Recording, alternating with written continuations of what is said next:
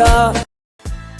Moja kati ya kipaji ambacho kimepindishwa pale WCB ni kipaji cha mtu mzima D-Voice. D-Voice ni kipaji ambacho unahisi Diamond hajaweza kukitendea haki pasavyo. Tunajua kwamba D-Voice ni mtu ambaye alitoka katika engo ya single, vitu kama hizo. Hapo sasa WCB baada ya kumsign, kuna namna ambavyo wanamswitch aweze kuimba nyimbo za aina mbalimbali ambazo zinapatikana kwenye mahadhi tofauti tofauti, ikiwemo bongo flavor, ikiwemo mapiano, ikiwemo na singeli yenyewe na nyinginezo ambazo pia zinapatikana kwenye kibiashara zaidi, yani kwenye game la kibiashara zaidi ambazo zina trend kwa muda huo. Sasa wamesahau kwamba D-Voice anafasi kwenda pale Wasafi aliweza kutambulishwa kwa uzuri kabisa na upande wa singeli, vitu kama hizo. Hapo singeli ndio iliweza kumtambulisha kwa kubwa sana. So itakiwa bwana CEO pale ambaye si mwingine Diamond Platinum kuweza kumwacha aendelee na style yake ya singeli. Nafikiri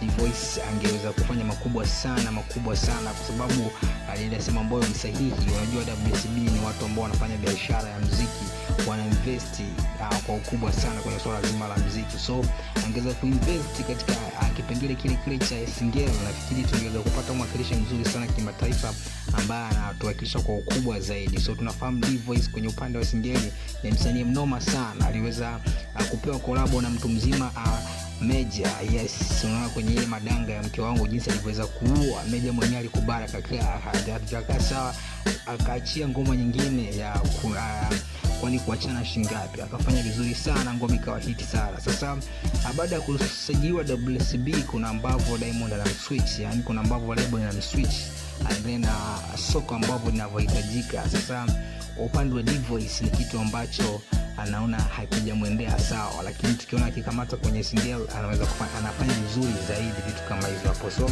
Diamond nafikiri angemwachilia akafanya aina ya muziki ambao anauweza, na nafikiri sio kuweza tu, pia anaupenda muziki wa single. Ndio alitoka kwenye muziki pia wa single, vitu kama hizo hapo ndio aliweza kumtambulisha. So nafikiri hata hii kutokufanya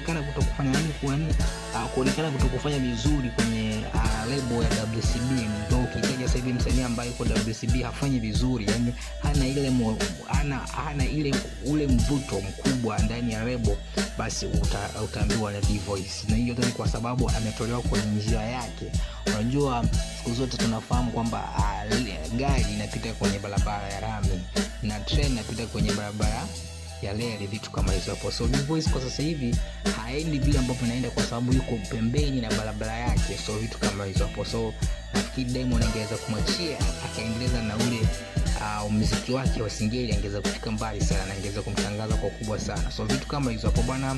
Hii ni Spor Media, tafadhali subscribe unapata info mbalimbali kupitia Spor Media. Chao.